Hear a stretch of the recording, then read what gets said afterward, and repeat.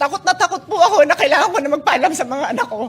Parang walang nangyari. Yan po ang statement ng ating butihing Senadora Risa Hontiveros. Siguro po para sa inyong mga wala dito.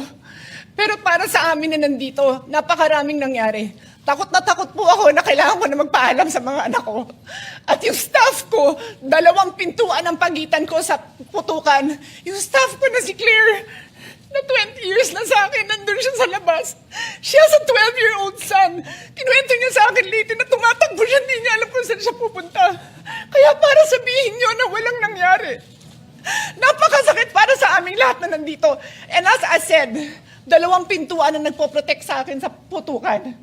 Pero yung media, yung Senate staff, yung hindi naman makauwi dahil sila ang security, sila ang elevator women and boys natin, nandoon po sila. So dear colleagues, napakarami nang nangyari. And one more thing, wala ho akong sinisisi. Pero nung pagkatapos ng lahat, pagtingin ko ng group natin, yung dating majority group, walang ni isa sa inyong nangamusta sa amin. Some of you I've known for 20 years, 10 years, and I didn't even hear any of you say, kamusta na kayo dyan? Napakasakit na sa akin. Sobrang sakit. So yun lang ang masasabi ko. Yes, I am very ready to share my story, to ask questions.